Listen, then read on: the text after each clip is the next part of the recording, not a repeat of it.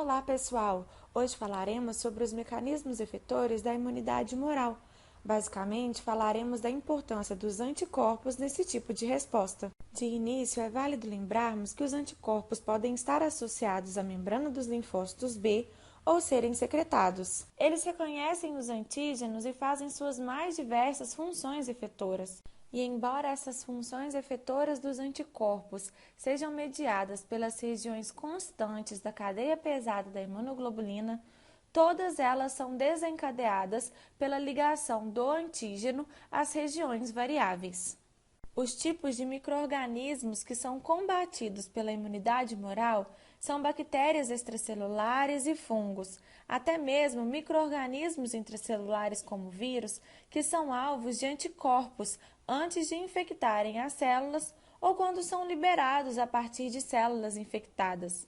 Os anticorpos são produzidos pelos linfócitos B ativos, que sofrem a expansão clonal, se diferenciam em plasmócitos produtores de anticorpos. Sendo assim, os anticorpos são produzidos por plasmócitos nos órgãos linfóides secundários e na medula óssea e realizam suas funções efetoras em locais distantes de onde são produzidos. Os anticorpos produzidos nos linfonodos, no baço e na medula óssea podem entrar na circulação sanguínea e circular por todo o corpo. Já os anticorpos produzidos nos tecidos linfóides associados a mucosas são transportados através das barreiras epiteliais para o lúmen de órgãos mucosos, como o intestino e as vias respiratórias, onde estes anticorpos secretados bloqueiam a entrada de micro-organismos ingeridos ou inalados.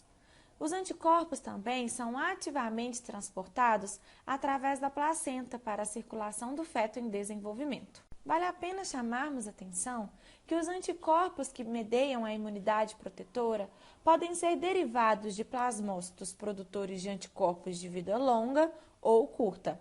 A primeira exposição do antígeno, seja por infecção ou vacinação, leva à ativação de linfócitos B virgem e sua diferenciação em plasmócitos secretores de anticorpos e células de memória. Isso nós já vimos em aulas anteriores. Assim, a exposição subsequente ao mesmo antígeno leva à ativação de células B de memória e uma resposta de anticorpos mais intensa e rápida.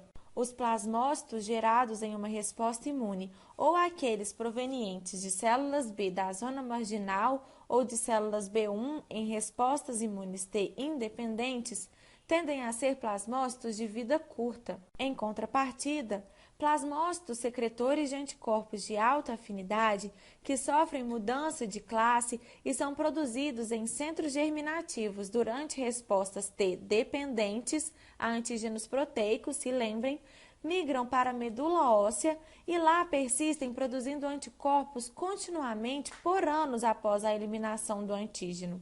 Bom, os anticorpos apresentam várias funções, diretas como neutralização, opsonização, citotoxicidade mediada pelos anticorpos e também apresenta a função de ativar a via do sistema do complemento. Nós já tivemos uma aula falando sobre todas as etapas, o início de cada uma das vias e todas suas funções efetoras, como, por exemplo, a opsonização, a ativação da inflamação e a lise do patógeno propriamente dito. Bom, vamos entrar agora em cada uma dessas funções efetoras citadas anteriormente. Em linhas gerais, micro-organismos e toxinas podem se ligar nos receptores de nossas células e ganharem entrada em nosso organismo, ocasionando assim uma determinada patologia. Mas se pensarmos em uma situação de um anticorpo impedindo esta ligação, veremos que a história já muda. Este é o processo de neutralização. Os anticorpos que se ligam às estruturas microbianas interferem na capacidade desses agentes de interagir com os receptores celulares por meio do bloqueio estereoquímico aos receptores celulares e podendo assim evitar a infecção. A neutralização de micro-organismos e toxinas mediada por anticorpos requer apenas a participação das regiões de ligação ao antígeno. Portanto, Tal neutralização pode ser mediada por anticorpos de qualquer isotipo, presente na circulação e nas secreções mucosas. Uma outra função efetora da imunidade humoral é a opsonização, que nada mais é que um mecanismo em que os anticorpos marcam as células. Então, toda vez que uma molécula fizer uma opsonização, ela é chamada de opsonina. Inclusive, as principais opsoninas são as moléculas do sistema do complemento e os anticorpos.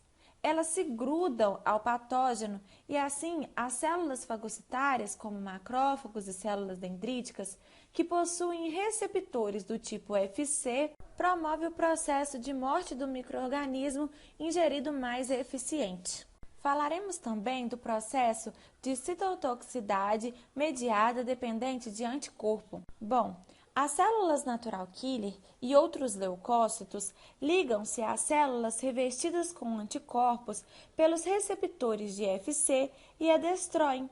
Sendo assim, temos uma célula infectada ou tumoral que altera a expressão de moléculas de superfície e aí elas podem ser entendidas pelo nosso sistema imunológico como estranhas. Com isso, nós observaremos a produção de anticorpos contra estas moléculas, principalmente da classe IgG. Bom, esses anticorpos irão opsonizar estas células.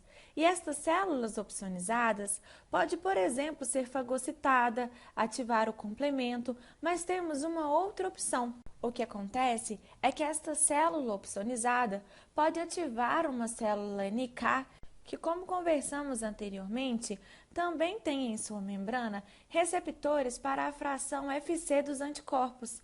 Assim, a célula NK reconhece o anticorpo, começam a produzir perforinas e granzimas que irão induzir a apoptose daquela célula. Este é um mecanismo importante de morte de células tumorais, por exemplo. Vale a pena também chamarmos atenção no papel desses anticorpos na imunidade das mucosas. As mucosas, como do trato gastrointestinal, estão a todo tempo expostas a antígenos. E desta forma, deve haver mecanismos para combater estes antígenos. Sendo assim, observaremos a presença do isotipo IgA, que são específicos de mucosa. Eles irão neutralizar antígenos que estejam presentes e poderiam, porventura, invadir o organismo através dessa mucosa. Mas não se preocupem, que nós teremos uma aula para conversarmos sobre as imunidades das mucosas. Por fim, nós já conversamos a respeito da eliminação de eumintos que necessitam da ação conjunta de anticorpos, eosinófilos e mastócitos, que medeiam a morte e a expulsão desses parasitas. Desta forma, anticorpos IgE e, em menor extensão, anticorpos IgG e IgA, que revestem os eumintos, podem se ligar a receptores de FC em eosinófilos e provocar a desgranulação destas células, liberando o conteúdo dos grânulos de eosinófilos e, assim, matar os parasitas. Bom, pessoal, vou ficando por aqui. Finalizamos nossa conversa sobre os mecanismos efetores das imunidades celular e humoral. Até a próxima!